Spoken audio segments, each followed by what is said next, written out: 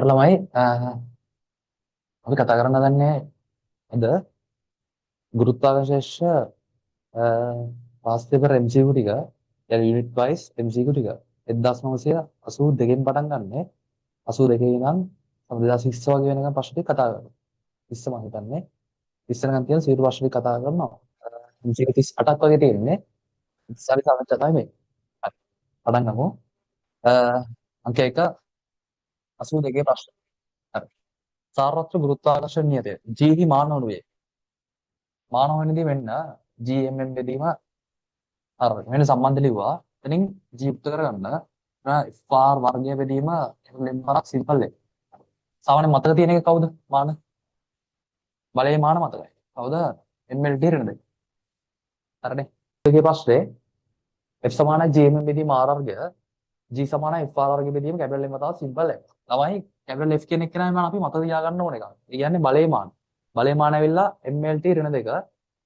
එහෙනම් මෙන්න ඔයාලට සාමාන්‍ය මානයි ඒකයි කියන එක පටල ගන්න එපාවා. ඒක වෙන පැත්තකින් විසඳන වරෙන් මාන කියන එක වෙන පැත්තකින් විසඳන යන්න. ඒ කියන්නේ හිතන්නකෝ සාමාන්‍ය බලයේ මාන අපිට මතකයිනේ. එතකොට අපි මාන හොයන්න කියන එක උත්තර කරගන්න. උත්තර කරලා ඉවරලා ඊට පස්සේ අදාළ මාන ටික ආදේශ කරලා අවසාන මානෙ උත්තර ගන්න. හරිනේ.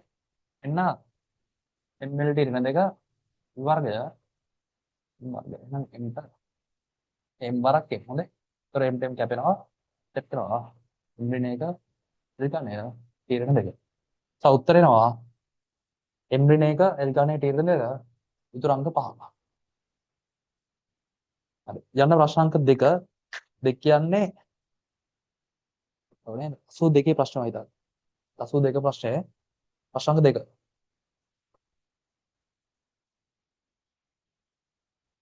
හරි. දෙක ස්කන්ධය සිම්පල් ලෙම් වූ චන්ද්‍රිකාවක් පෘථිවිය වටා අරය කැපිටල් R වූ වෘත්තාකාර කක්ෂයක ගමන් කරයි. පෘථිවිය ස්කන්ධය කැපිටල් N නම් චන්ද්‍රිකාවේ මුළු ශක්තිය වනු. මෙන්න පෘථිවිය ස්කන්ධය කැපිටල් M වෙනවා. පෘථිවිය වටා අරය R වූ වෘත්තාකාර. පෘථිවිය අරය නෙමෙයි කියන්නේ බං අර චන්ද්‍රිකාව කක්ෂගත වෙලා තියෙනවනේ. දැන් චන්ද්‍රිකා පෘථිවි කේන්ද්‍රය නම් චන්ද්‍රිකාවට කේන්ද්‍රව තමයි කැපිටල් R කියලා දීලා තියෙන්නේ. හරි නේද? ස්කන්ධය කැපිටල් M නම් පෘථිවිය ස්කන්ධය කැපිටල් M නම් චන්ද්‍රිකා ස්කන්ධ සිම්පල් M නම් ඒකේ මුළු ශක්තිය යන. අපි දන්නවා ළමයි මේ වෘත්තල්ට කියන්නේ වෘත්තල්ට යනවා කියන්නේ මේ ස්පර්ශී ප්‍රයෝගයක් තියෙනවා. ඒ ස්පර්ශී ප්‍රයෝගය ලියන්න පුළුවන් මේව.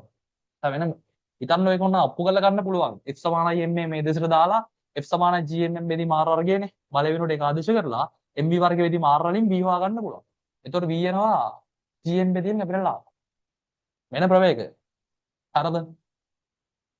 ඊළඟ ළමයි මේ ඇසුරෙන් අපිට ලියා ගන්න පුළුවන් මේකේ චාලක ශක්තිය. එච්චරයිද? භාගයක් MV වර්ගය. මෙන්න භාගය වරක් M වරක් V වර්ගය කියන්නේ වර්ගමූල GM බෙදීම කැපිටල් R. ඒකේ වර්ගය. හරිනේ. එතකොට මෙතන එනවා එතන GM M බෙදීම හරිනේ. දෙකයි කැපිටල් R. මෙයාවේ චාලක ශක්තිය. හරි. අපිට ඔය විදිහෙන් පුළුවන් මෙතනින් එක්කෙනෙක්ගේ විභව ශක්තිය හොයාගන්න. මෙන්න විභව ශක්තිය ඍණ GM M බෙදීම කැපිටල් R. තමයි ටෝටල් එනර්ජි එක වෙන්නේ මේ දෙන්න එකතුව. හරිනේ. මෙයා ඇවිල්ලා GMM බෙදීම 2R ඍණ මෙයා ඇවිල්ලා GMM බෙදීම සුළු කරන්න පුළුවන් 2R රැප් පොදු වෙනවා. මම මෙන්න ඍණ GMM බෙදීම 2 කැපිටල් R. මෙන්න මුළු ශක්තිය වෙනවා. හරිනේ. එන මුළු ශක්තිය.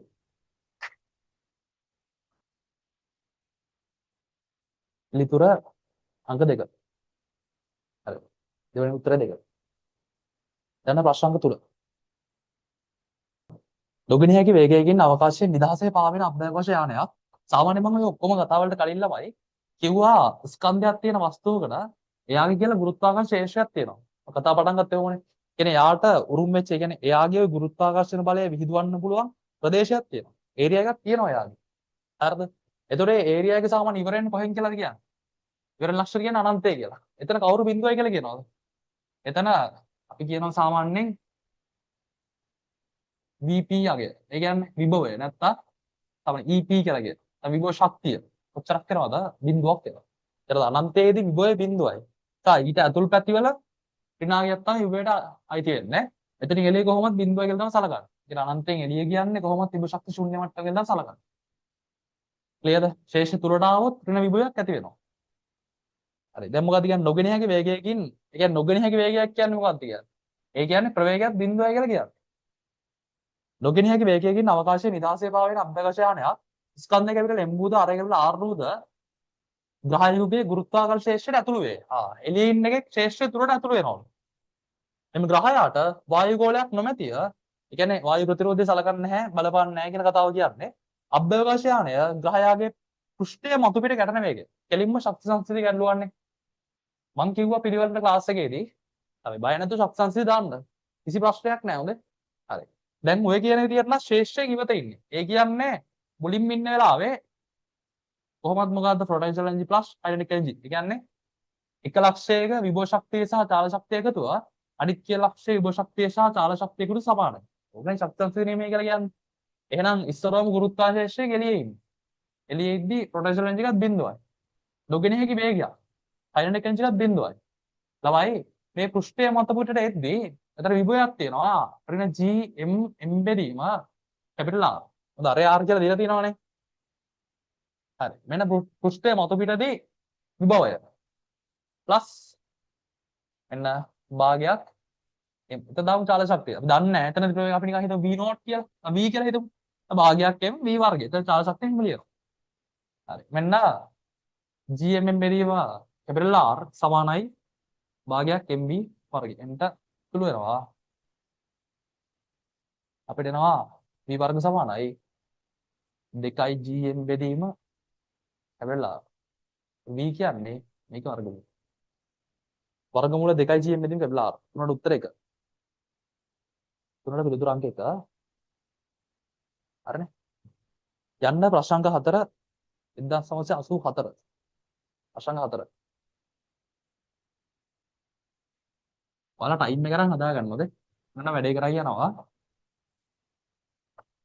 අර වීඩියෝ එක දික් වෙන්නේ නැති වෙන තාම අර ෂනික් කරගෙන යනවා. ඔයාලා මේ නවත්තා හරි තේරුම් නැති කොටසක් ආය රිවයින්ඩ් කරලා හරි බලන්න ඕනේ. හරි. ප්‍රශ්න අංක 4. ග්‍රහ වස්තු දෙකක පෘෂ්ඨ මත G නිදහස් පැටීමේ ත්වරණීය අගයන් එකිනෙකට සමාන වනු වේ. ආගන්නකො. දෙන්නෙක් ඉන්නවලුද? ඒ දෙන්නගේම පෘෂ්ඨ මත ගුරුත්ව ත්වරණයන් එකිනෙකට සමානයිලු. පොඩ්ඩක් ඉනංගෝ. මේ ඔක්කොටම කලින් ඔයාලට මතක් කරගන්න පොයින්ට් එකක් තමයි ගුරුත්ව ත්වරණය කියන්නේ කවුද? ගුරුත්ව ත්වරණය කියන්නේ ගුරුත්වාකර්ෂණ ශේෂ තීව්‍රතාවයටම තමයි. එහෙනම් මට කියන්න මෙහෙම තමයි. මෙයාගේ ස්කන්ධ අපි M1, මෙයාගේ ස්කන්ධ M2 කියලා ගමු. මෙයාගේ අරය R1 සහ මෙයාගේ අරය R2 කියලා ගමු. තා මෙයාගේ G ලියන්න පුළුවන් මෙහෙම ළමයි. කවුද? G M බෙදීම GM1 බෙදීම R1 වල වර්ගය. මෙන්න පෘෂ්ඨයේ ශේෂ තීව්‍රතාවය. ඒක තමයි පෘෂ්ඨයේ ගුරුත්ව ත්වරණය කියලා කියන්නේ.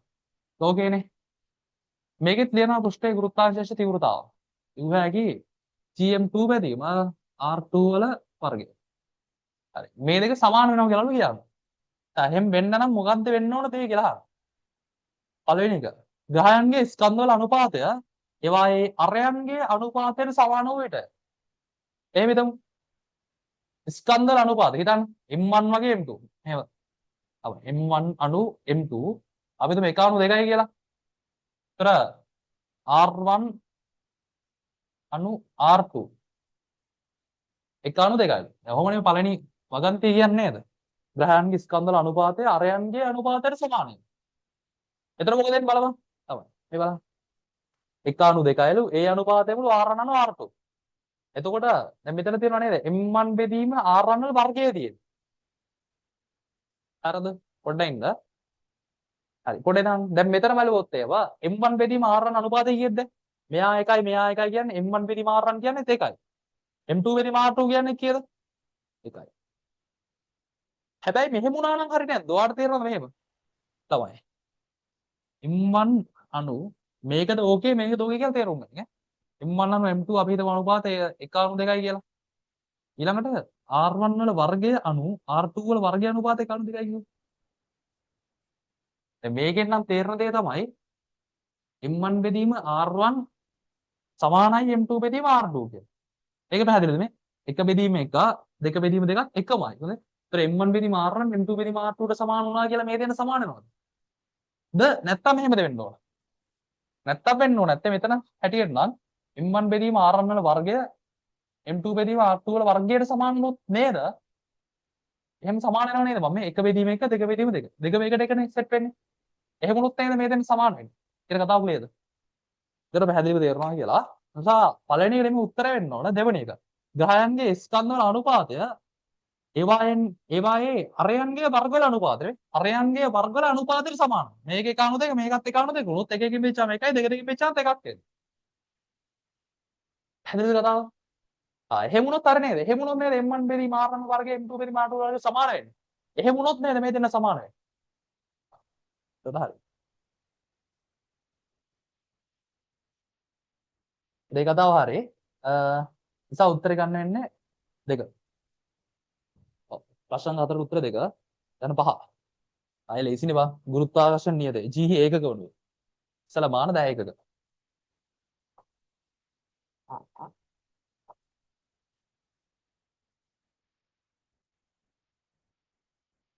එන්න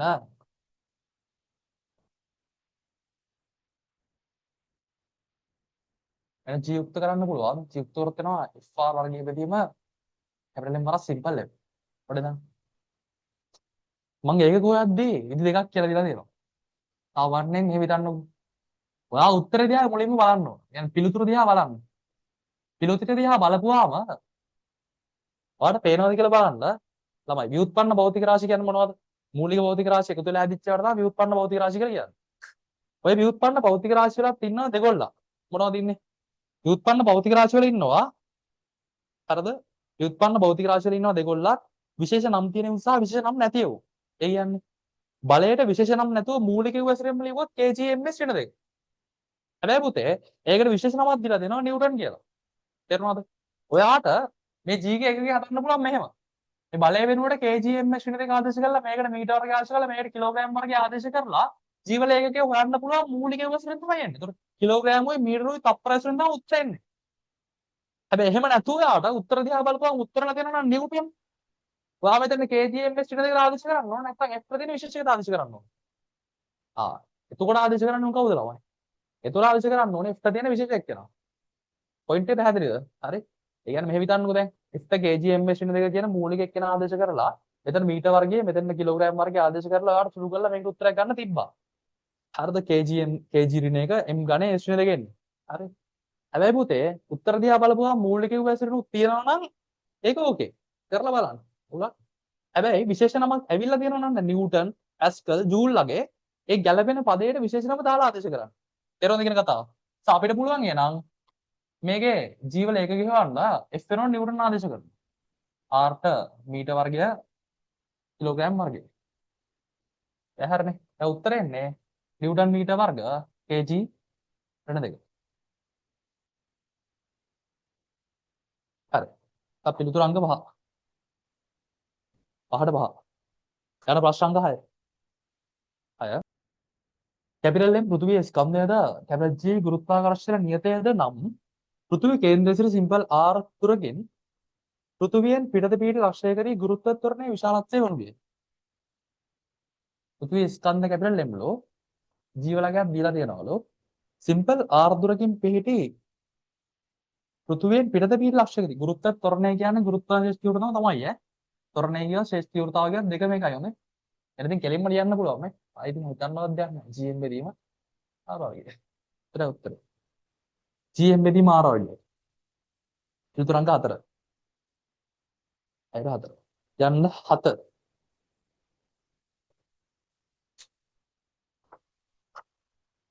6. ප්‍රශ්න අංක 7. 89.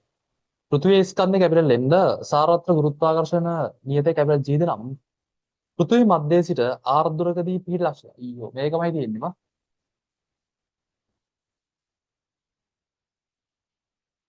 ඒ උත්තරේ. GM එකෙන් කැපිටල් R වර්ගය. ඒත් පිළිතුරු අංක 2. 4 2. යන්න 8. 8. 8 කියන්නේ 90 ප්‍රශ්න. දශමසේ 90.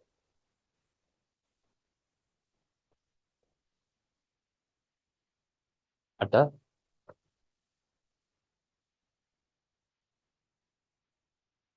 පෘථිවිය මතු පිටදී බර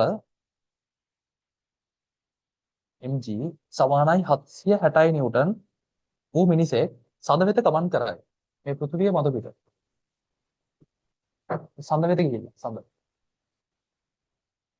හරි. සඳ වෙත ගමන් කරයි. වඩිනාම සඳ වෙත ගමන් කරාට පස්සේ වෙනස් නොවන එකම සාධකය කවුද? එයාගේ පදාර්ථ ප්‍රමාණය. ඒ කියන්නේ මිනිස්යාගේ ස්කන්ධය කියන්නේ මිනිස්යාගේ ශරීරය තුළ තියෙන පදාර්ථ ප්‍රමාණයවත් අදාළව දෙන එක්කෙනෙක්. එතකොට මෙයා පෘථිවියේ ඉන්න සඳර ගියා කියලා එයාගේ ස්කන්ධය වෙනස් වෙනවද? එයාගේ ශරීරය තුළ පවතින පදාර්ථ ප්‍රමාණය වෙනස් වෙනවද? ඒක වෙනස් වෙන්නේ නැහැ. නිසා මෙතන සිම්පල් එක මෙතන සිම්පල් එකම තමයි. හැබැයි මෙතන g වුණොත් මෙතන g ඩෑෂ් වෙනවා. හරිනේ. සඳෙහි ස්කන්ධයේ කැපිටල් m ද ඉහරේ කැපිටල් r ද සහ සාරත්‍ර ගුරුත්වාකර්ෂණ නියතය කැපිටල් g ද නම් සඳ මතදී මිනිසාගේ බර SI ඒකක මගින් දෙනු ලබන්නේ. පොඩේ දාන්නකෝ. එතන ස්කන්ධය සහ මේක දීලා තියෙනවා. දැන් මෙතන බර කියන්නේ මොකද්ද? mg. තමයි එන්න සඳ මත පිටදී බර මොම ලියනවා. ඉස්සරලා mයි. හැබැයි g වෙනකොට ලියන්නේ කවුද? g දීලා තියෙනව නෙමෙයි. g කියන්නේ ශේෂ තීව්‍රතාව. ගුරුත්වාකර්ෂණ ශේෂ්ත්‍රය. පෘථිවි නැත සඳ මතු පිටදී ගුරුත්වජ ධර්මයෙන් නැත්නම් සඳ මතු පිටදී ගුරුත්වාකර්ෂණ තීව්‍රතාව. ඒක ඇවිල්ලා gm බෙදීම කැපිටල් r වර්ගය නේද? හරිනේ කතාව gm බෙදීම කැපිටල් r වර්ගය. මෙතනින් අපිට තත්ත්වයක් ගන්න පුළුවන් නේද? g කියන එක අපි දන්නවනේ 10යි කියලා. පෘථිවි මතු පිට ගුරුත්වත්වරණය 10යි. ඒ නිසා m හොයා ගන්න පුළුවන් 760 බෙදීම g කියන්නේ 10යි. තා m වෙනව කොච්චරද? m 76යි. m බෙදෙන්න ආදේශ කරොත් වෙනවා 76යි gm බෙදීම කැපිටල් r වර්ගය. තා පිළිතුර ගන්න වෙන්නේ 2. එන්න 1990. හරිනේ. දාගන්නකො.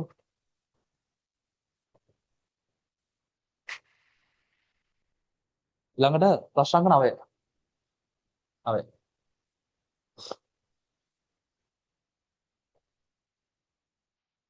පොයින්ට් ඔක්කොම කියලා හැබැයි මේකෙන් කියන්නේ ප්‍රශ්න අංක 9. 9. පෘථිවියේ ස්කන්ධය සහ අරය පිළිවෙලින් m සහ කැපිටල් r ද. මෙන්න පෘථිවියේ ස්කන්ධය කැපිටල් m අරය කැපිටල් r ද සාරත්ව ගුරුත්වාකර්ෂණ නියතය කැපිටල් g ද නම් පෘථිවි පෘෂ්ඨයේ සිට කැපිටල් h උස ගුරුත්වත්වරණය සහ පෘෂ්ඨයේ ඉඳන් කැපිටල් h උසක් සා කේන්ද්‍රය නම් දුර නේද පවතින්න ඕනේ. ඒක නේද ළමයි හොයන්නේ. ඒක නේද ඕන අපේ ශේෂ තීව්‍රතාව හොයාගන්න. ශේෂ තීව්‍රතාව කියන්නේ ගුරුත්වත්වරණය තමයි නේද? ගුරුත්වත්වරණය හුවත් ගුරුත්වාකර්ෂණ තීව්‍රතාව කිව්වත් දෙකම එකයි බං. ශේෂ තීව්‍රතාව කියන්නේ ගුරුත්වත්වරණය තමයි. සා මෙතන ගුරුත්වත්වරණය මට ලියන්න පුළුවන් gm බෙදීම h කියන්නේ මේ උස. මේකත් තෝරන්නේ තමයි. කියන්නේ ලක්ෂ්‍යාකාර නැත්නම් ගෝලාකාර වස්තුවක නම් ගෝලාකාර වස්තුවේ නම් කේන්ද්‍රය නම් කොච්චර දුරකින්ද කියන එකත් එක්ක තමයි මේ දුර පවතින්නේ. ඒක පැහැදිලිව කියලා තියෙන්නේ. මේක බලංගු වෙන්නේ ගෝලාකාර ලක්ෂ්‍යාකාර වස්තු වල විතරයි. තේරුණාද?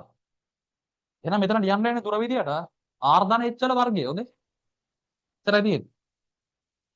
සා පිළිතුර ගන්න වෙන්නේ අංක 5. බලහංග ගුරුත්වත්වරණය සමානයි ශේෂ තීව්‍රතාව කියන පොයින්ට් එකෙන්මයි සම්පූර්ණ ප්‍රශ්න තිබ්බේ ඔක්කොම. සමහරෙන් ඕක දන්න. එමේ පාවනේ. ප්‍රශ්න අංක 10යි.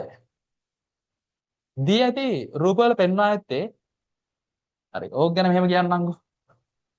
10 වෙනි ප්‍රශ්නේ ගැන. 10 වෙනි ප්‍රශ්නේ. ඕකේ සමතුලිතව ඉන්නවා කියන්නේ මෙන්න මෙහෙම සමතුලිතතාවක් තියෙනවා. දැන් මේ පෘථිවිය කියලා හිතන්න. මේ චන්ද්‍රිකාවක් කියලා හිතන්න. මේකෙදි අර දැන් වෘත්තල්තේ ගමන් කරන්න නම් මොකක්ද වෙන්න ඕන? මේ එක් ලක්ෂයක් දෙසර නිශ්චිතව තියෙන බලයක්. ඒ ලක්ෂය දෙසරම හැම වෙලේම බලය යොමු වෙලා තියෙනවා. මෙයා කොතන හිටියත් නිශ්චිත ලක්ෂයක් දෙසට යොමු වෙච්ච නිශ්චිත බලයක් කියනවා වෘත්තල්තේ කියන්නේ. එතකොට මේ වෘත්තල්තේ කියන එක මේ විදිහට එහාට මෙහාට යන්නේ නැහැ නේද? මං කියන්නේ පැහැදිලිද? ඒ කියන්නේ මෙතන මේ යාගේ පතේ වෙනස් වෙන්නේ නැහැ නේ එහාට මෙහාට. අන්න ඒ වගේ නිශ්චලතාවයක් කියලා තමයි ඔය අහලා තියෙන්නේ. අන්න එහෙම සමතුලිතතාවක් ගැන. ඔය නිශ්චල විඳලා තියෙන සමතුලිතතාවක් ගැන නෙමෙයි. ඒ කියන්නේ නිශ්චල සම්ප්‍රයුක්ත බලය බිඳුවක් වෙච්ච එක ගැන නෙමෙයි අහලා තියෙන්නේ. භ්‍රමණය වෙනකොට හරිනේ. භ්‍රමණය වෙන එක්කෙනෙක්ගේ සමතුලිතතාවයක් ගැන තමයි අහලා තියෙන්නේ. ඒ කියන්නේ වෘත්තල්තය කියද්දි බංගුමගේ පතේ වෙනස් කරගන්නේ නැහැ නේද? මෙතන ඉඳලා නිශ්චිත දුරකින් නේද මෙයා යන්නේ. කියන කතාව පැහැදිලිද? අන්න එහෙම නිශ්චලතාවයක් ගැන අහන්නේ. පොඩි නාංගු. අදන්නා භ්‍රමණ චලිතයේදී භ්‍රමණ අවස්ථිතිය කියන පාර්ට් එක. භ්‍රමණ අවස්ථිතිය. මොකක්ද මේ භ්‍රමණ අවස්ථිතිය කියන වචනේ තේරුම? භ්‍රමණ අවස්ථිතිය.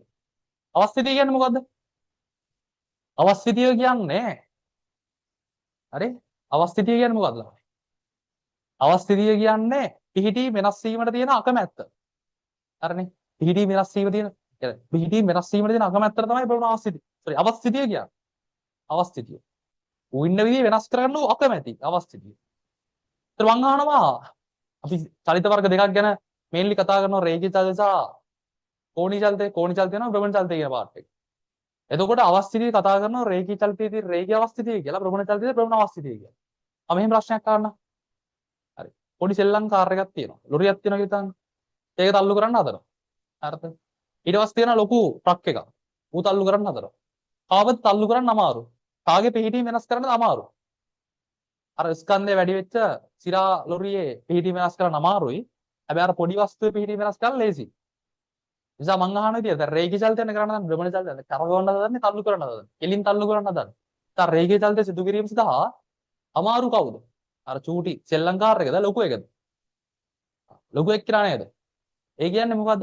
එයාගේ අවස්ථිතිය වැඩි. මොන අවස්ථිතියද? කරකවන්නේ නෙමෙයි කෙලින් යන. රේඛීය අවස්ථිතිය වැඩි. එහෙනම් රේඛීය අවස්ථිතියට බලපාන එකම සාධකය කවුද? රේඛීය අවස්ථිතියට බලපාන එකම සාධකය ස්කන්ධය නේ. ස්කන්ධ. හරි. ස්කන්ධය වැඩි නම් රේඛීය අවස්ථිතිය වැඩි. වෙනස් ස්කන්ධ දින අකමැත්ත වැඩි. භ්‍රමණ අවස්ථිතිය පොඩේ නම් කරකෙන්න නම්.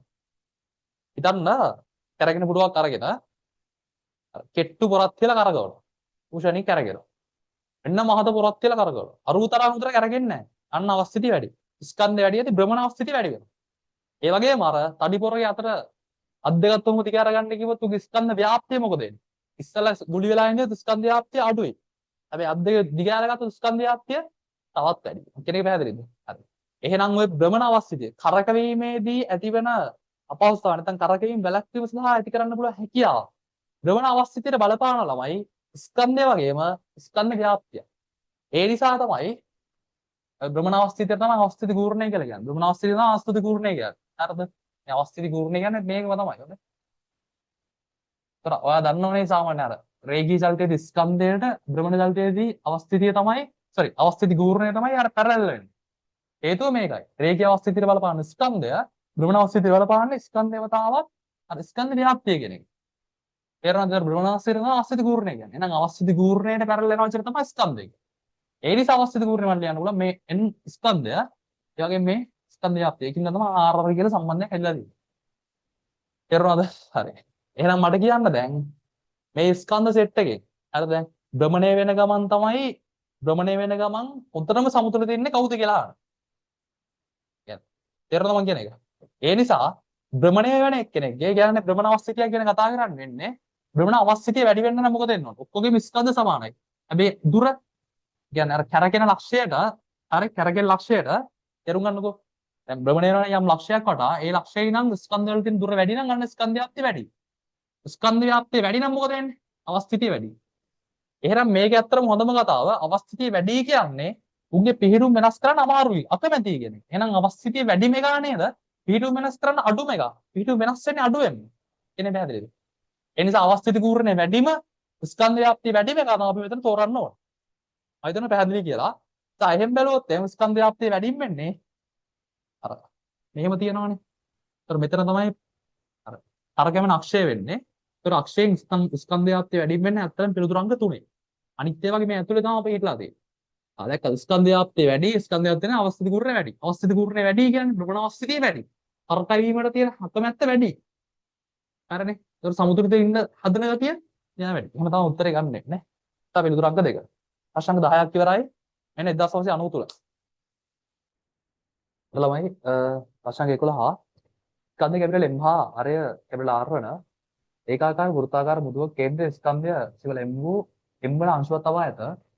කැපිටල් M මගින් සිම්පල් M මත ඇති කරන ගුරුත්වාකර්ෂණ බලය විශාලත්වය වනු වේ.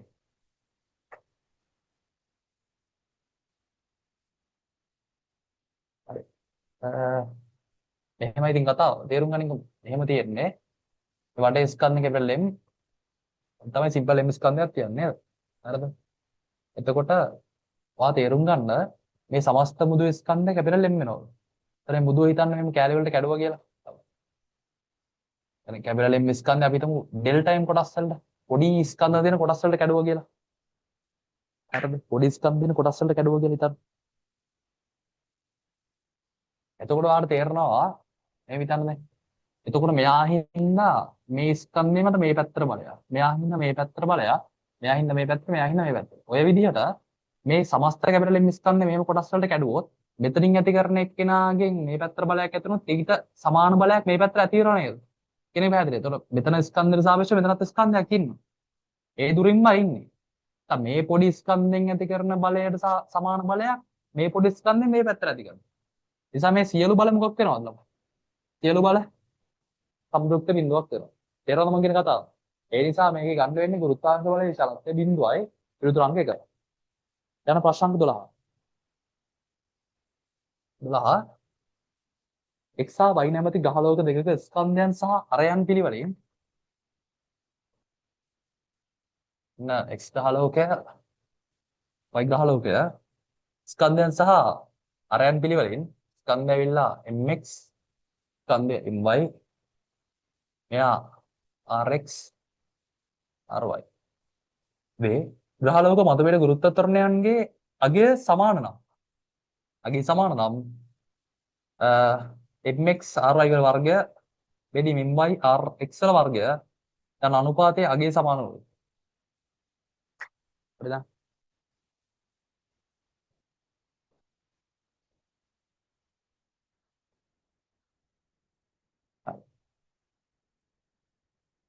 මෙයාලා මතපිට ගුරුත්ව ත්වරණය මට ලියන්න පුළුවන් මෙහෙම ළමයි. මෙන්න g1 හිතමු g2 හිතමු කියන්නේ g1 g2 ට සමානයි කියලා. g1 මට ලියන්න පුළුවන් g mx බෙදීම rx වර්ගය. මෙතන ලියන්න පුළුවන් g my බෙදීම ry වල වර්ගය. gm ට sorry m කැපෙන්නේ නැහැ. g ට g සුළු වෙනවා. එතන අපිට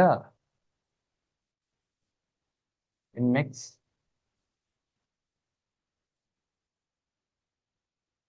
හරිනේ mx මේ පැත්තට ගුණුනොත් ry වල වර්ගය සමානයි. මෙහා කාවොත් my rx වල වර්ගය. ඒතර මේක බෙදුනොත් එහෙම වෙනව නේද? mx ry වල වර්ගය බෙදීම my rx වල වර්ගය සමානයි. එකක් එක. අපි පිළිතුර එන්නේ අංක 2. ඒක තමයි උත්තරය. හරි. දැන් අනුපාතය අගය 1යි ගන්න පිළිතුර අංක 2. දැන් ප්‍රශ්න අංක 13. කැපිටල් M සහ කැපිටල් R යන පිළිවෙලින් අඟහරු ග්‍රහයාගේ ස්කන්ධය සහ අරය වන අතර සාරත්ව ගුරුත්වාකර්ෂණ නියතය කැපිටල් G වේ අඟහරු ග්‍රහයාගේ පෘෂ්ඨය මත ගුරුත්වාකර්ෂණ ත්වරණය නැත්නම් ගුරුත්ව ත්වරණය අනුවේ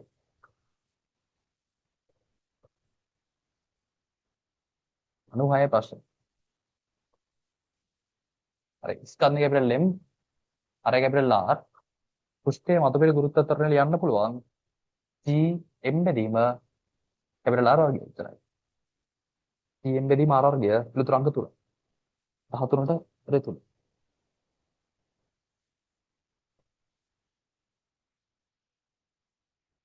13 තුන.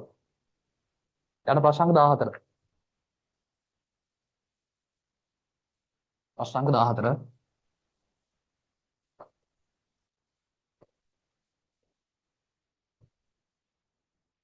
පෘථිවි පෘෂ්ඨයේ මතු පිටදී වස්තුවක බර නියුටන් 600යි. පෘථිවිය. මතු පිට බර නියුටන් 600යිලු. පෘථිවි පෘෂ්ඨයට ඉහළින් එක් පෘථිවි අරයක උසකදී වස්තුවේ බර වුණොත් මේක මට ලියන්න පුළුවන් මෙහෙම ළමයි. හිතන්න මෙතන ස්කන්ධය m ගුරුත්ව ත්වරණය g නැත්නම් ගුරුත්වාකර්ෂණ ශේෂ තීව්‍රතාවනේ g කියලා හිතන්න. ඊ අරය r වෙද්දි කියලා හිතන්න. ඒ වගේ මෙතනින් දුනොත් r උසකදී. කියන්නේ සමස්ත දුර 2r වෙනවා. එතන මෙතන තියෙන්නේ m හැබැයි g dash එන්නේ. මෙයාගේ කීයද කියලා තමයි අහන්නේ. තේරුණානේ කතාව? හරි. එහෙනම් මේ හිතන්න. මෙතන ඇත්තටම ලියන්න පුළුවන් g කියන්නේ කවුද ළමයි? g කියන්නේ gm බෙදීම r වර්ගයට. මේක තමයි 600ක් උනේ. අංක 1. හරි. මෙයා අපි x කියලා වුණා දාගමු. x ලියන්න පුළුවන් මට m වරක් මෙතන යන GM බෙදීම R නෙවෙයි කවුද? 2R කියන 4R වගේ. එක දෙක. එහෙනම් තේරුම් ගනින්න මේ. මෙතන තියෙන්නේ GMM බෙදීම R වර්ගය. ඒක 600යි. මෙතන GMM බෙදීම R වර්ගය බෙදීම 4. ඒ කියන්නේ මේකෙන් 4 එකක් නෙමෙයි මෙතන තියෙන්නේ. නිසා x කියන්නේ කීයද? 150 නිව්ටන්. මම කියන එක පැහැදිලිද? හරි. කියන්නේ මේ වගේ 4 එකක් ගුණයක් තමයි මෙතන තියෙන්නේ. එතකොට මෙතන 600 නේ මෙතන 150ක්. එහෙම නැත්නම් ඉතින් එක දෙකෙන් බෙදපුවා. x වෙන 600. sorry 150ක් කියලා. x 150යි පිළිතුරු අංක 1. 14ට 1. ඊට ප්‍රශ්න අංක 15. 15 චන්ද්‍රයා අරේ ගැබෙන R වූද පෘෂ්ඨය මත ගුරුත්ව ත්වරණය g' වූද ගෝලයක්යි උපකල්පනය කරන්න. චන්ද්‍රයා අරේ ගැබෙන R වූද එන චන්ද්‍රයා අරේ ගැබෙන R වූද පෘථිවි පෘෂ්ඨය මත ගුරුත්ව ත්වරණය g' වූද චන්ද්‍රයා මත පිට ගුරුත්ව ත්වරණය g' වූද ගෝලයක්යි උපකල්පනය කරන්න. තාරත්ව ගුරුත්වාකර්ෂණය නියත ගැබෙන g නම් මධ්‍යන්න ඝනත්වය වුණේ. පොඩිදාංග මට g' ලියන්න පුළුවන්. ඒ කියන්නේ පෘෂ්ඨය මත පිට ශේෂ තීව්‍රතාව නැත්නම් ගුරුත්ව ත්වරණය ලියන්න පුළුවන්. gm බෙදීම r වර්ගයේ විදියට. දැන් m කියන එක කෙනා ආදේශ කරන්න පුළුවන් කොහොමද? ρ සමානයි m. sorry ρ සමානයි m යට v. එහෙනම් m ලියන්න පුළුවන් ρ වරක් v විදියට. තේරුණානේ? තවෙන්න එහෙනම් g' සමානයි g m කියන්නේ ρ පරිමාව කොච්චරද? 3න් 4ක් පයි r ඝනය බෙදීම r වර්ගය. තවෙන්න පුළු වෙනවා ρ වෙනව කොච්චරද? ρ සමානයි 3i g' බෙදීම තරයි පයි r හරිනේ.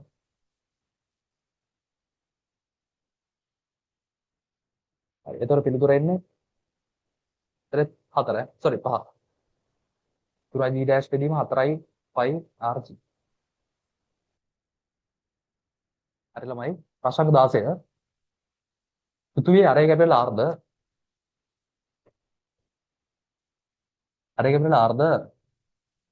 වඩ අතර පෘථිවි පෘෂ්ඨයේ මතු පිටදී ගුරුත්ව ත්වරණය g වේ. පෘථිවි පෘෂ්ඨයේ සිට කැබල r උසක් දක්වා ඔසවන ලද ස්කන්ධ සිම්පල් m වූ වස්තුවක විභව ශක්තිය වැඩි වීම. පොඩිනාංග අපි මේක පිළිවෙලටම ලියමුකෝ. උත්තරෙන්නේ බලමු උත්තරෙන්නේ ඉතින්. හරි. මෙතන ඉඳන් r උසක් එනවලු විභව ශක්තිය වැඩි වීම. මේ සාමාන්‍ය ඕක ලියන්න මෙහෙමනේ කරන්න එපා. ඩෙල්ටා EP නේද? ශක්ති අන්තරය. EP අවසාන ඍණ EP ආරම්භ. කොහොමද කරන්නේ? EP අවසාන ලියන්න පුළුවන් මෙහෙම. ඉතින් බලන්න ස්කන්ධයක් නේ. EP අවසාන ලියන්න පුළුවන් ඍණ G M බෙදීම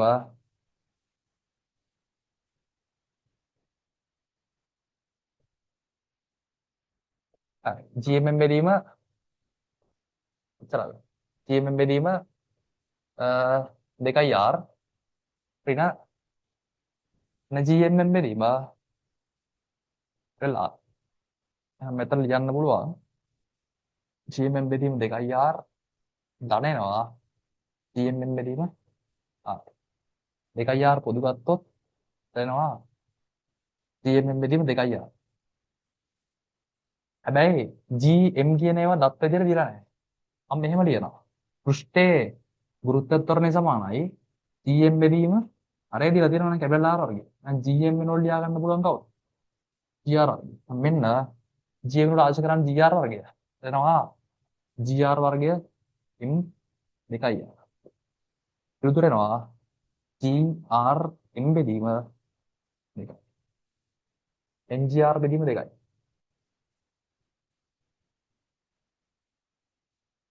භාගයක් MGR. තරංග 2. හරි. ගන්න ප්‍රශ්නාංක 17. හරි. ප්‍රශ්නාංක 17. 17. තමයි. මොනවද භූස්ථාවර තන්ත්‍රිකා කියන්නේ? තවනේ භූස්ථාවර තන්ත්‍රිකාවක් කියන්නේ අපි කිව්වා පෘථුවියත් එක්ක පෘථුවියේ එකම ලක්ෂයක් දිහා හැම වෙලෙම බලන් ඉන්න පුළුවන් එකක් තමයි භූස්ථාවර තන්ත්‍රිකාවක් කියන්නේ. පෘථිවිය එකම ලක්ෂයක් දෙස කියන්නේ එකම ලක්ෂයක් තමයි දිගටම ફોකස් වෙලා තියෙන්නේ. හරිනේ. එකම ලක්ෂයක් තමයි හැම වෙලෙම බලන්නේ. ඒ කියන්නේ හිතන්නකෝ දැන් පෘථිවියත් එක්ක හරි පෘථිවිය ඔහොම කරගෙද්දී පෘථිවිය හිතන්න දිශාව අපි හිතමු කොළඹ කියලා. එතකොට කොළඹ තමයි හැම වෙලෙම මේ චන්ද්‍රිකාවට පේනවනේ. එතකොට පෘථිවියත් එක්ක මේ කරගෙන යන චන්ද්‍රිකාව. දැන් පෘථිවියේ ආවර්ත කාලය සහ චන්ද්‍රිකාවේ ආවර්ත කාලය මොකක් වෙනවද? සමාන වෙනවා. එලා මම කියන කතාව. පෘථිවියේ ආවර්ත කාලය සහ චන්ද්‍රිකාවේ ආවර්ත කාලය තමයි සමාන වෙන්න ඕන. තමයි කතාව. හරිනේ. ඔක තමයි බූස්ටර් චන්ද්‍රිකාව කියන්නේ. එතකොට මොකක්ද වෙන්න ඕන? දැන් බූස්ටර් චන්ද්‍රිකාවක් කියන්නේ බූස්ටර් චන්ද්‍රිකා දෙකක් තියෙනවලු. එතකොට මේ දෙන්නගේ මොකක් වෙන්න ඕනද? දෙන්නගේම ආවර්ත කාලය තමයි සමාන වෙන්න ඕන. හරිනේ. කැපිටල් A නම් බූස්ටර් චන්ද්‍රිකාවක් අරේ කැපිටල් R A ඌද ඌ කක්ෂයේ ගමන් කරයි. කැපිටල් B නම් වූ තවත් බූස්ටර් චන්ද්‍රිකාවක ස්කන්ධය ඒ ස්කන්ධයෙන් දෙගුණයකි B චන්ද්‍රිකාවේ කක්ෂයේ අරේ වනුවේ. හරි. දැන් බූස්ටර් චන්ද්‍රිකා කියන්නේ දෙන්නගේම ආවර්ත කාලය සමාන වෙනවා. ඔඩේ දාන්නකෝ. හරි. මෙන්න චන්ද්‍රිකාවේ ස්කන්ධයේ සිබල M කියලා ගත්තොත් චන්ද්‍රිකාවේ මට ස්පර්ශී ප්‍රවේගය ලියන්න පුළුවන් V සමානයි වර්ගමූල GM බෙදීම සිබල R. හරිද? V සමානයි R ඔමේගා දැම්මොත් මේක සමානයි V R දෙපැත්ත වර්ග කරොත් වෙනවා ඔමේගා වර්ග බෙදීම V වර්ග බෙදීම R වර්ග. ඔමේගා වර්ග කියනවා මට V වර්ග කියන්නේ GM බෙදීම R වර්ගය ඔක්කොම කියන්නේ R ඝනය. ඔමේගා වර්ග කියන්නේ GM බෙදීම R ඝනයට. ඔමේගා කියන්නේ කවුද? වර්ගමූල GM බෙදීම R ඝන. මේ අසරෙන් T හොයන්න පුළුවන්. එහෙනම් 2π යට ඔමේගා තියෙනවා 2π යට ඔමේගා කියන්නේ R ඝනය බෙදීම G. එන ආවර්ත කාලය. පොඩි නාමකෝ. දැන් ඔයාලට තේරෙන දෙයක් තමයි දෙන්නගේම ආවර්ත කාල සමාන වෙන්න ඕන කියලා කියන්නේ. ඒකනේ දෙන්නම් බූස්ටර් චන්ද්‍රිකා කියන්නේ. දෙන්නගේම ආවර්ත කාල දෙක සමානයි. නේ? හැබැයි මොකද්ද කියන්නේ? දෙන්නගේම ස්කන්ධ ඒගේ ස්කන්ධේ බීගේ ස්කන්ධාගේ දෙගුණයක්ලු. ඇයි මට කියපන් ස්කන්ධ බලපානවද ආවර්ත කාලෙ? ස්කන්ධ ආවර්ත කාලේ බලපෑමක් නැහැ. මේ ස්කන්ධ කියන එක. සිම්පල් M කියන එක ගෑවිලාක්වත් තියෙනවද මේ සම්බන්ධතාවය? නැහැ. ඒක ආවර්ත කාලේට ස්කන්ධ බලපෑමක් නැහැ. එතකොට දෙන්නගේ ස්කන්ධ මොනවා වුණත් අලියෙක් වුණත් මිනිස්සෙක් වුණත් දෙන්නගේම ආවර්ත කාලය සමාන වෙන්න නම් උගේ ස්කන්ධ වල කිසිම බලපෑමක් නැහැ බං. දැන් මම කියන කතාව. හරි. ඒ නිසා තේරුම් ගනින් ස්කන්ධ වෙනස් වුණා කියලා කිසිම අවුලක් නැහැ. දෙන්නගේම ආවර්ත කාල සමානයි කියන්නේ අනිවාර්යෙන් දෙන්නම ඉන්න එකම පෘථුවිය යටතේ, ඒ කියන්නේ එකම ස්කන්ධයක්, එකම ශේෂ්ත්‍රය ඇති කරන ස්කන්ධයක් යටතේ G එකම අගයක් 2π කොහොමත් නියත. ඒ නිසා දෙන්නගේම ආවර්ත කාල සමානයි. කියන්නේ දෙන්නගේම RN මොකක් වෙන්න ඕනද? තමන්න. එතකොට T අනිවාර්යෙන් ආවර්ත කාලයට බලපාන්නේ සිරාම අරේ විතරයි නේ. අරේ විතරයි බලපාන්නේ. ඒ නිසා අරයාගේ අරේ RA වුණාට RB ට නම් B ගේ අරයත් RA ම තමයි. තේරෙනවද? RA RB ට සමානයි. තව උත්තරේ RA ම තමයි. පිළිතුරු අංක 1 17ට 1. 17ට 1. 18. 18 පෘථිවියේ ස්කන්ධය හා අරය පිළිවෙලින් කැපිටල් M සහ කැපිටල් R වේ පෘථිවි පෘෂ්ඨයේදී ස්කන්ධයේ සිම්පල් M වන රොකට්ටුවක වියෝග ප්‍රවේගය වනුයේ. හරි. මෙහෙමනේ කතාව. මොකද්ද වියෝග ප්‍රවේගය කියන්නේ? ශේෂ්ත්‍රයෙන් ඉවත් විය හැකි පරිදි පෘෂ්ඨයේදී ලබා දිය යුතු අවම ප්‍රවේගය තමයි වියෝග ප්‍රවේගය කියලා කියන්නේ. මෙන්න පෘෂ්ඨය. මෙතනදී ලබා දිය යුතු අවම ප්‍රවේගය තමයි කොහෙද? අනන්තයේදී ගාන විභව ශක්තිය ශූන්‍ය මට්ටම. එතනදී ප්‍රවේගයේ බිඳුවක් වෙන විදිහට මෙතන ලබා දිය යුතු අවම ප්‍රවේගය තමයි වියෝග ප්‍රවේගය කියලා කියන්නේ. ඒතර මෙතන ශක්ති සංසිද්ධිය තමයි දාන්න තියෙන්නේ. හරිනේ. දැන් මෙතන ලියන්න පුළුවන් භාගයක් m v වර්ගය. එතන ලියන්න පුළුවන් g m බෙදීම කැපිටල් R සමානයි බිංදුව ප්ලස් බිංදුව. තවෙන්න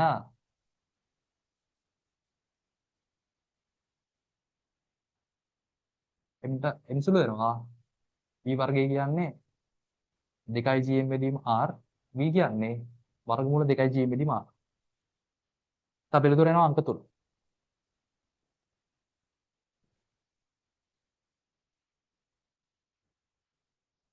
sorry සමස්ත කරම එන්න ඕන. පිළිතුර අංක 1 1 1.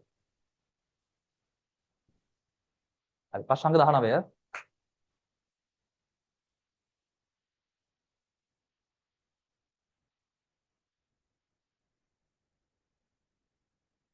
19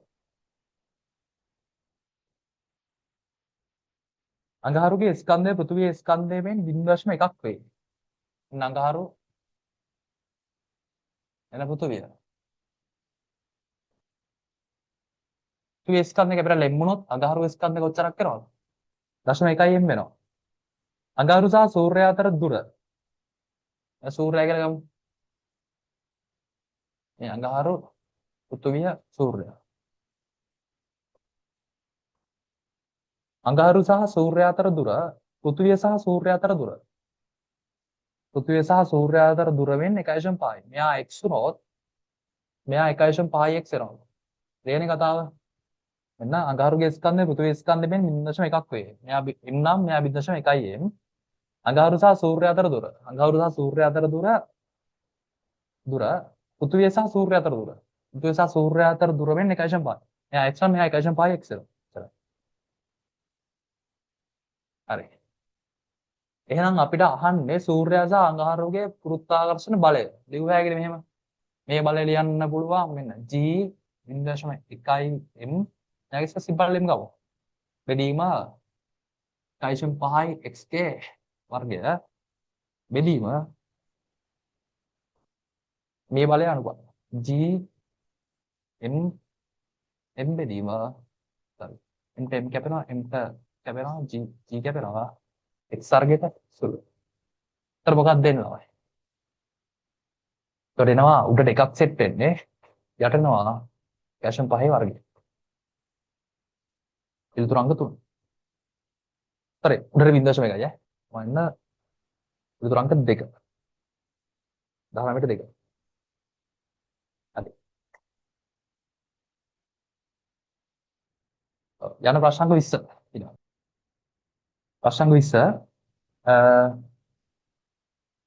හරියමයි මනස්කන්ධය මෙන්න M2 ස්කන්ධය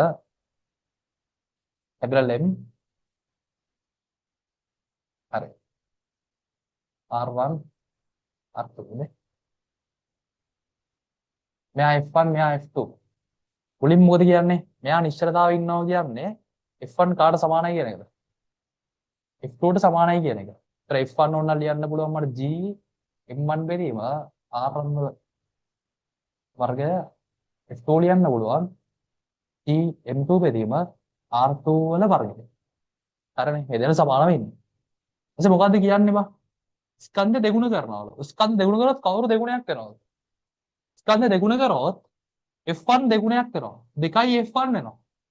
එහෙම වුණොත් ආය නිශ්චලතාවය වෙන්න නම් F2 කී ගුණයක් වෙන්න ඕනද? F2 දෙගුණයක් වෙන්න ඕනනේ. M2 වෙනස් වෙන්න බැයිලු. F2 දෙගුණයක් කරන්න තියෙන එකම දේ මොකක්ද? R2 උච්චාර කරන එකද? භාගයක් කරොත් හරියද? R2 භාගයක් කරොත් මේ බලන්න. R2 බෙදීම දෙකක් කරනවා. R2 දෙකෙන් බෙදුවොත් කී ගුණයක්ද? දෙවරත් එක 4යි. එතකොට එකයට 4 ගුණයක්. එහෙනම් මේක එකයට 4 ගුණයක්. එතකොට F2 4න් එකක් වෙන්නේ. sorry. නේද? R2 දෙකෙන් බෙදුවොත් එකයට 4යි. 4 කියන්නේ 4ෙන් බෙදනවා හරිය නේද? කරනවා නේ. R2 දෙගුණයක් කරොත් R2 දෙගුණයක් කරොත් දෙවරක් දෙක 4යි. F2 එකයට 4 ගුණයක් කරනවා. ඊට පස්සේ R2 දෙගුණයක් කරොත් හිතන්න මේක ලොකු කරොත් මේක චූටි වෙන්නේ. ඒතර මේක දෙගුණයක් කරොත් මූ 4න එකක් වෙනවා. ඊළඟ කතාව. ඒ හින්දා මූ භාගයක් කරමු. භාගයක් කරොත් මොකද වෙන්නේ? භාගයක් කරොත් එකයට 4 ගුණයක්. එකයට 4 ගුණයක් කියන්නේ F2 4 ගුණයක්. F2 දෙගුණයක් නෙවෙන්නේ මං ස්කන්ධ දෙගුණයක් කරද්දී. ඒතකොට ස්කන්ධ F2 4 ගුණයක් කරලා හරිනවද? F1 දෙගුණයට බැලන්ස් වෙන්නේ නෑනේ. F2 දෙගුණයක් කරගන්නවා. F2 දෙගුණයක් කරන මෙහෙම කරොත් හරියන්නේ නැද්ද?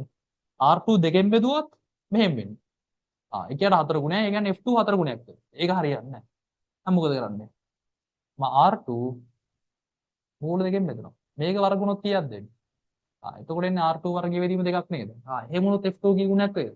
දෙගුණයක් වෙන්නේ නේද? මං කියන කතාව ලියලා. ඒ නිසා ඇත්තටම මොකද්ද කරන්න ඕනේ? 2යි F2 කරගන්න නම් R2 කීයෙන් බෙදන්න ඕනේ? මූල දෙකෙන් බෙදන්න ඕනේ. අන්න උත්තරේ එනවා. R2 කියන්නේ කවුද? දැන් බලන්න දත්ත. අපි R2 කියන්නේ 2යි A. 2යි A බෙදී මූල දෙක කියන්නේ මෙතන කැපෙනවා. 2 කියන්නේ මූල දෙක වරක් මූල 2යි A. යට මූල දෙක තියෙනවා. මූල දෙක කැපෙනවා. එතන කොච්චරද? මූල 2යි A. ඊළඟ කතාව මූල 2යි A. තා උත්තරේ මූල 2යි A දක්වා වෙනස් කළ යුතුය. ඉස්සර පිළිතුරු අංක 2. ඉස්සර 2.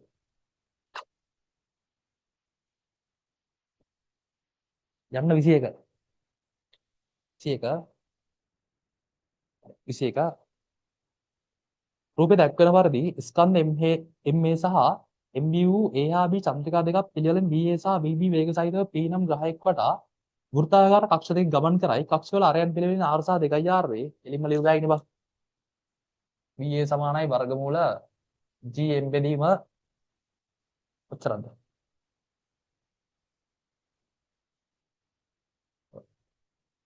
සිම්පල් ආ. BB සමානයි වර්ගමූල GM බෙදීම 2යි. BA බෙදීම BB අනුපාතයනේ. එන්න BA බෙදීම BB අනුපාතය. BA ඇවිල්ලා GM බෙදීම R බෙදීම GM බෙදීම කොච්චරද? ඒ කියන්නේ GM ට GM සුළු R ට R සුළු වෙනවා. මෙතන යනවා මූල දෙකයි. හරිනේ. ඉතල යනවා හරි. ඒතර BA බෙදීම BB කියන්නේ මූල දෙක යට එකයි කියන්නේ මූල දෙකයි. පිළිතුර අංක 3.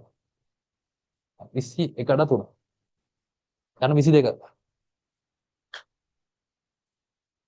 හරි 22 වෙනි ප්‍රශ්නේ. දෙක. පෘථිවි වටා කක්ෂගත වූ චන්ද්‍රිකාවක් තුළ අත්දැකීමට ලැබෙන බරරහිත ස්වභාවය පිළිබඳව කරැලි පහසුකම් ප්‍රකාශ කරලා බලන්න. Capital A. බරරහිත භාවය ඇතිවන්නේ එවැනි උසක පවතින නොසැක. වැරදිනේ. ගුරුත්වයේ නොසලකා හැරීම නිසා නෙමෙයි. ගුරුත්වය තියෙනවා. හේතුව මොකක්ද දෙන්න අර උත්තෝලගේ කතාව මතක කරගනින්කෝ. උත්තෝලගේ ගුරුත්ව ත්වරණයෙන් පාත්‍රයට එද්දී ඒක ඇතුළේ ඉන්න එකාගේ අභිලම්බ ප්‍රතික්‍රියාව කොච්චරක් කරනවද? අභිලම්බ ප්‍රතික්‍රියාව බිඳුවක් වෙනවා. ඔච්චරයි කතාව. තේරුණාද? අපි හිතමු මේ පෘථුවිය දෙසට ගුරුත්ව ත්වරණය යන වස්තුවක් ඇතුලේ ඉන්න වස්තුවකට දැනෙන්නේ බරරහිත ස්වභාවයක් තමයි. සරල කතාව. හරිද? එහෙනම් ඇත්තටම ළමයි තමන්ෙන් පෘථුවිය වටා අර නේද චන්ද්‍රිකාව චලිත වෙද්දී ඒ චලිත වෙන චන්ද්‍රිකාවේ හැම වෙලේම ගුරුත්වාකර්ෂණ බලයෙන් ඉන්න ගුරුත්ව ත්වරණයක් තමයි පෘථුවිය දෙසට තියෙන්නේ. එතකොට පෘථුවිය දෙසට තියෙන ගුරුත්ව ත්වරණ නිසා ඒක ඇතුලේ ඉන්න වස්තුව දැනෙන බරරහිත ස්වභාවය. ඒක තමයි සරල කතාව. ඉතින් ඔළුවේ තියාගන්න හොඳ පොයින්ට් එකක් විදිහට පුළුවන් තියාගන්න. හරිනේ. බරරහිත භාවය නිසා චන්ද්‍රිකාව තුළ චලිතය දෙන පුද්ගලයාගේ ගම්ම්‍යතාව ශුන්‍ය වෙයි. යකෝ චන්ද්‍රිකාව තුළ චලිත වෙනවා නම් පුද්ගලයෙක්ට මොනවද තියෙන්න ඕන දේවල් ගම්ම්‍යතාවට? ගම්ම්‍යතාව කියන්නේ ස්කන්ධේ මර ප්‍රවේගය. වස්තුවක් තියෙනවා කියන්නේ උට අනිවාර්ය ස්කන්ධයක් තියෙනවනේ. ඒක තුළ චලිත වෙනවා කියන්නේ උට ප්‍රවේගිකුත් තියෙනවා. ඉතින් ගම්ම්‍යතාව ශුන්‍ය වෙනවා. නෑ මං ගම්ම්‍යතාවක් තියෙනවා. B වැරදි. ඒත් වැරදි. C බලන්න. බරරහිත භාවය නිසා චන්ද්‍රිකාව තුළ ස්වභාවික තාප සංවහන ධාරා ඇති වෙනවා. ඒක හරි උදේ. සංවහන ධාරා ඇති වෙන්න බෑ බරරහිත ස්වභාවයේ ඉන්න. ඒක හරි කියලා ගන්න පුළුවන්. C හරි, A වැරදි, B වැරදි, C හරි. පිළිතුරු අංක 2. 23. 2007 ප්‍රශ්නේ. පෘථිවිය මතුපිටදී වස්තුවකට නිවුටන් 100ක බරක් ඇත.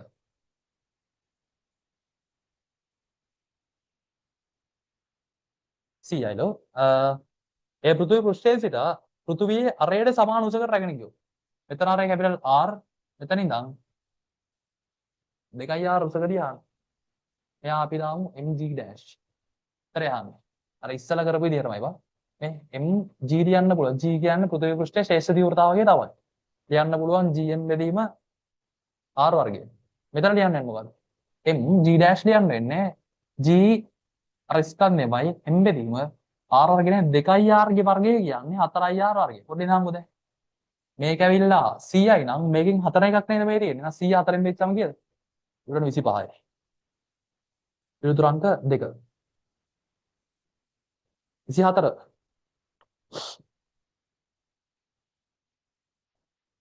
24.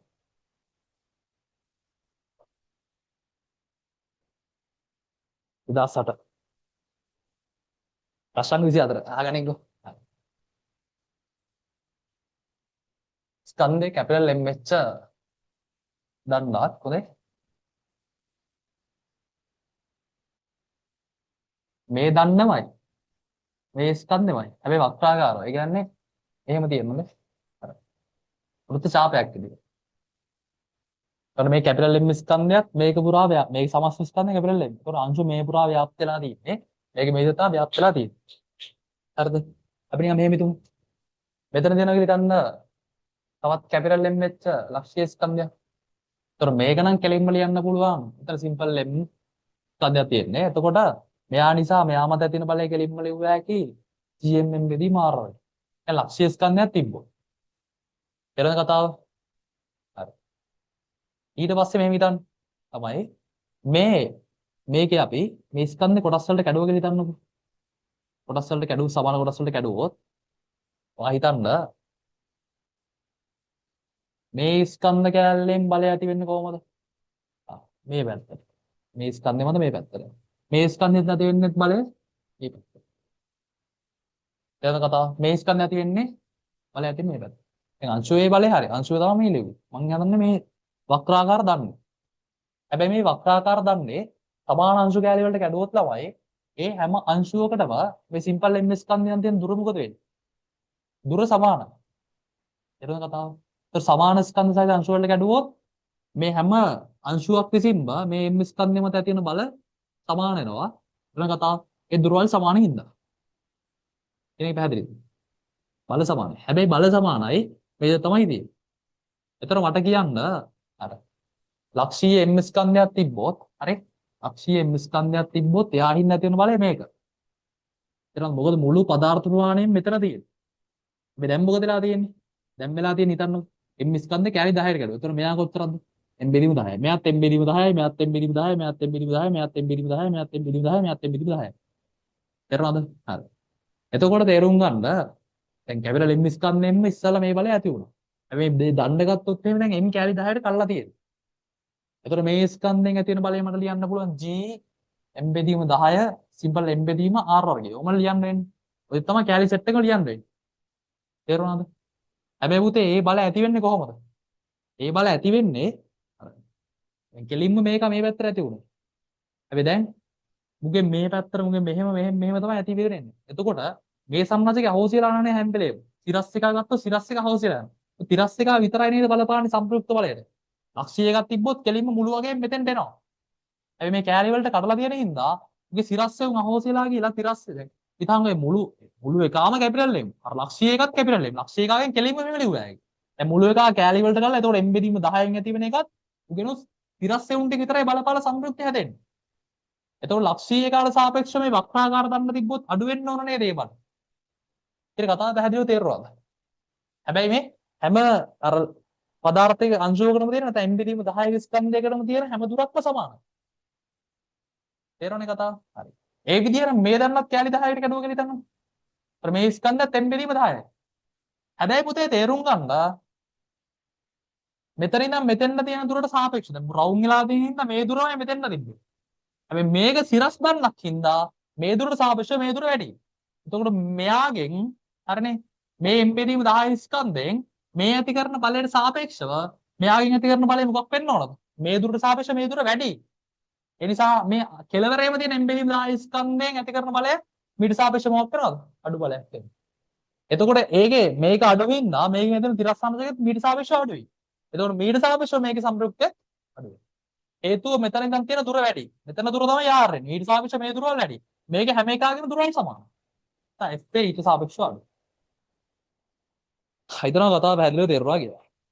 ඒක හොඳ ප්‍රශ්නයක්. හරි. එතකොට එන්නේ චතුරාංග 3. 25.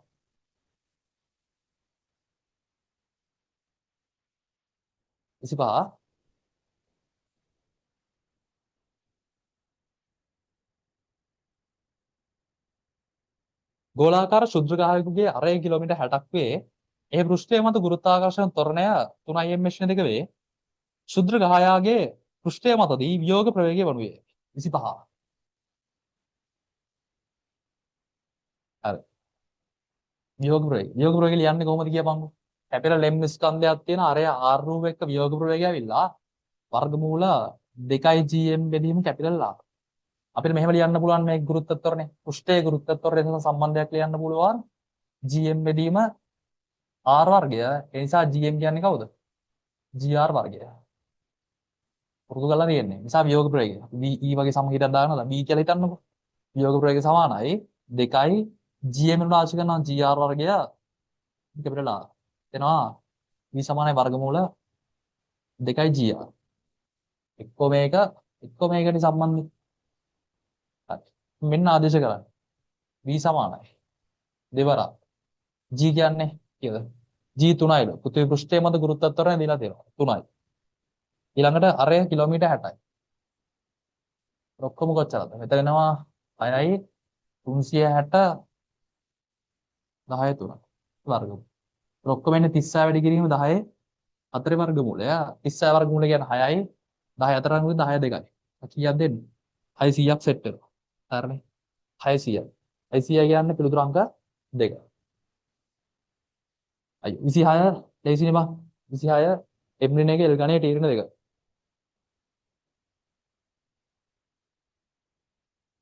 ඔව් පිළිතුරු අංක 3. 26ට 3 නේද? 26ට 3. ඒක හරි. 27.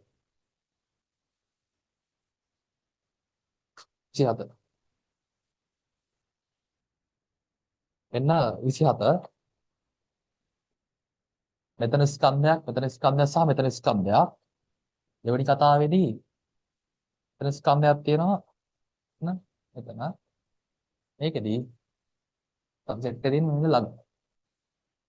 මේක A B C.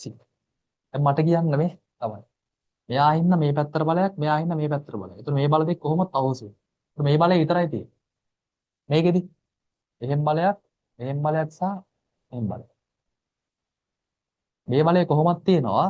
මේ බලේ තිරස් දෙන්න මොකක් කළා නම් අවශ්‍ය නම් තිරස් ටික විතරයි තියෙන්නේ. එතකොට අපි තීටා කියලා. හැබැයි පුතේ මේකෙදිත් එහෙමයි. සිරස් බල ටික හොසිලා යනවා. මෙයා කොහොමද තියෙනවා? මෙයාලගේ තිරස් ඒවා විතරයි තියෙන්නේ. හැබැයි මට කියන්න දැන් මෙහෙම හිතන්න. සාමාන්‍යයෙන් අපි ගත්තොත් නිව්ටන් 30ක බලයක් තියෙනවා කියලා හිතන්න. උත්තර කෝණයේ අංශක 30යි. මේ විදිහට නිව්ටන් 30ක බලයක් තියෙනවා. උත්තර කෝණයේ අංශක 60යි. මට කියන්න හිතන්න එකම බලය වැඩිපුර නැඹුරු වෙලා තියෙන පැත්තටනේ සම්ප්‍රයුක්ත වැඩි නැඹුරුතාවයක් දක්වන්නේ. දැන් මෙහෙම හිතමු. හරි.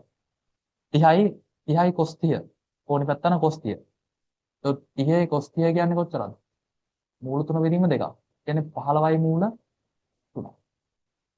30යි cos 60 කියන්නේ කොච්චරද? 30යි cos 60 කියන්නේ භාගයයි. කියසෙටන් 15. ඒතර මෙයා හින්දා සිරසට තුරු කොටස 15ක් තමයි මේ පැත්තට. මෙයා හැබැයි 15 සරක් මූල 3කුත් සෙට් වෙනවා. දැන් අඩු කෝණයකින් තියද්දී සිරසට බලපාන සම්ප්‍රයුක්ත වැඩි නේද? එන කතාව තේරෙනවා. ඒ නිසා මේ ඇන්ගල් එකට සාපේක්ෂව මේ ඇන්ගල් මේ ආනතිය මෙතන ආනතිය අඩු හින්දා ආනතිය අඩු නිසා ඇත්තට මේකනේ සම්ප්‍රයුක්ත වැඩිම වෙන්න ඕන. C වල සම්ප්‍රයුක්ත වැඩි සාපේක්ෂව B F හේතු F එකේ කෙලින් මුන් දෙන්න අහෝස් වෙලා යනවා. මුන් දෙන්නගේ තිරස් අනත විතරයි අහෝස් වෙන්නේ. සෝරි තිරස් විතරයි අහෝස් වෙන්නේ. තිරස් එවුන් තියෙනවා. හැබැයි ඒ තිරස් වලට වඩා මුගේ තිරස් එවුන් ටික ප්‍රබලතාවය වැඩි. මේක තමයි සම්බන්ධතාවය.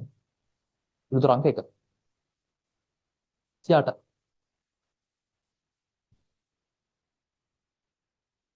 68 එකාකාර ඝනත්වයක් ඇති ග්‍රහලෝකයක ස්කන්ධය දෙක වැඩි කිරීම 10 27යි වේ. එහි අරය 6.7 වැඩි කිරීම 10 7ක් වේ. පෘෂ්ඨය මත ගුරුත්වාකර්ෂණ විභවය වගේ. 28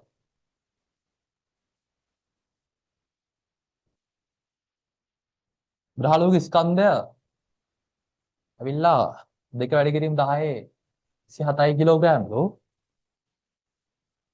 අරය ඇවිල්ලා 6.7 වැඩි කිරීම 10 7යිලු. G සමානයි වෙනවා 6.7 වැඩි කිරීම 10 11යි. පෘෂ්ඨයේ විභවය අහන VP සමානයි ඍණ GM බෙදීම R. ආදිශ කරන් තියෙන්නේ බා. ඍණ G ඇවිල්ලා 6.7 වැඩි කිරීම 10 ඍණ 11යි. ස්කන්ධය ඇවිල්ලා 2 වැඩි කිරීම 10 27යි. අරය ඇවිල්ලා 6.7 වැඩි කිරීම 10 6.4 6.7 සුළු වෙනවා. කිය සෙට් වෙන්නේ 10 20යි 10 20යි 10 9ක් සෙට්. ඍණ 2 වැඩි කිරීම 10 9 ජූල් කිලෝග්‍රෑම් එක. පිළිතුරු අංක 1. 39. 39. ස්කන්ධ දෙකක් අතර දුර දෙගුණ කළහොත් ඒවා අතර ගුරුත්වාකර්ෂණ බලය. අයියෝ ස්කන්ධ දෙකක් අතර දුර දෙගුණ කරා කියන්නේ මොකද්ද ළමයි? බලය යවුවිලා GMM බෙදීම R වර්ගය මේක දෙගුණ කරොත් දෙවරක් දෙක හතරයි. F කීයක් එනවද? F බෙදීම හතරක්. T වෙනි සාධකින් වැඩි වෙන්නේ. හතර සාධකයෙන්. හතර සාධකයෙන්. අපි පිළිතුරු අංක 2. ප්‍රශ්න 30. ස්කන්ධය කැපිටල් M හා අරය කැපිටල් R වූ ග්‍රහලෝකයකින් වියෝග වීම සඳහා අංශුවකට තිබිය යුතු අවම ප්‍රවේගය වනුයි. තමයි. ඕක ගොඩ පාරක් සාකච්ඡා කරා. කෙලින්ම ලියුවා. 2යි G බෙදීම කැපිටල් R. හරිනේ. පිළිතුරු අංක 1. ඊට ප්‍රශ්න අංක 31. 31. 31.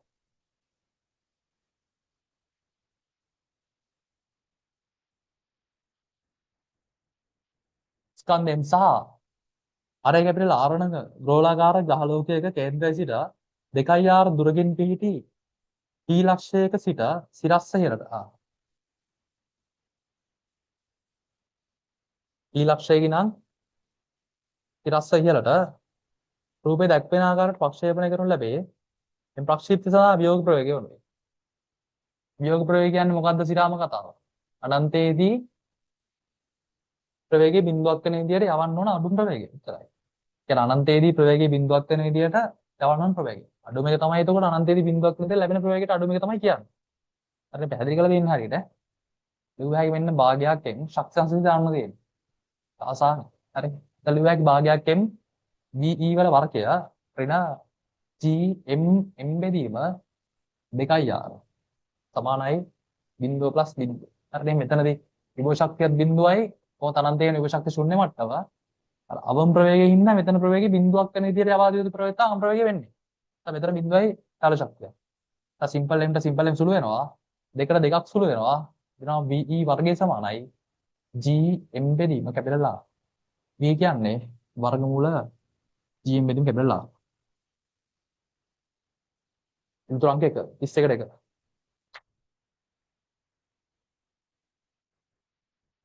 32. අපි 2015 වෙනකන් සෙට් එක මෙතනින් ඉවරයි. හොඳේ. 2015න් පස්සේ සෙට් එක වෙනම වීඩියෝ එකකින් දාන්න.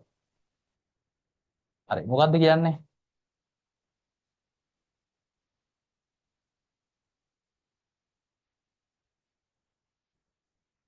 මේ දෙන්නගේම තමයි. මේ දෙන්න වෘත්තල්ට යනවා කියනවනේ බං. මේ හිතන්න. එන්න M1 ස්කන්ධය.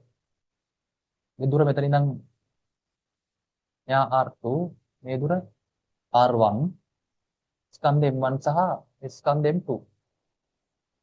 මේක V1 අර විදිහට. අද කියන්න මෙයාටත් වෘත්තල්තය කියන්න තියෙන කේන්ද්‍රාභිසාරී බලය වෙන නිසා මෙයාගේ වෘත්තල්තය කියන්න තියෙන කේන්ද්‍රාභිසාරී බලය FB කියලා ගමු.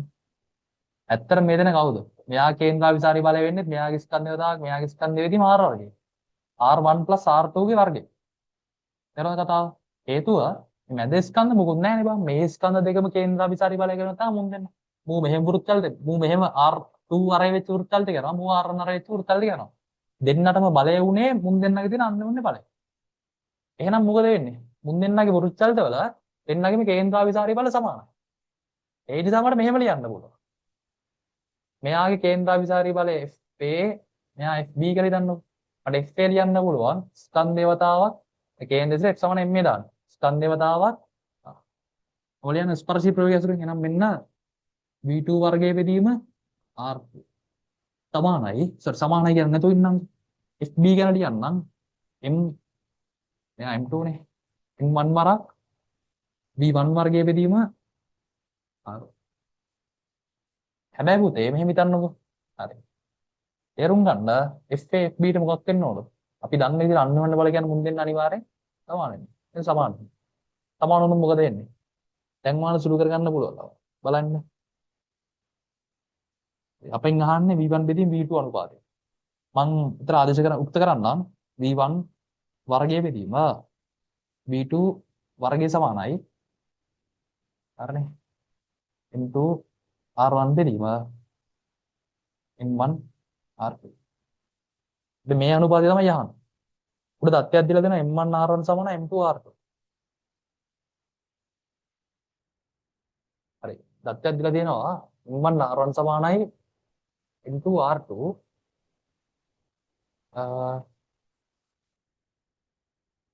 හරි. මෙහෙම කරමු. මම මෙතනින් R1 බෙදීම R2 කරන්නම්. R1 බෙදීම R2 වෙනවා මට M2 යට M1 කියලා. හරිනේ. R1 බෙදීම R2 කියන්නේ M2 යට M. දැන් මේක ආශය කරන්න. B1 වර්ගයේ බෙදීම B2 වර්ගය සමානයි M2 යට M1 R1 බෙදීම R2 ආශය කරනවා. නැවතත් M2 බෙදීම මෙතන M2 වර්ගයේ බෙදීම M1 වර්ගය B1 B2 වර්ගය. ඔක්කොගේ වර්ගමූල ගත්තොත් එනවා B1 බෙදීම B2 සමානයි M2 යට M1. අපේ ලුතුරු අංක 1. හරි. 2015 වෙනි ප්‍රශ්නේ ඉවරයි. දෙවෙනි කුසෙන් හම්බෙමු.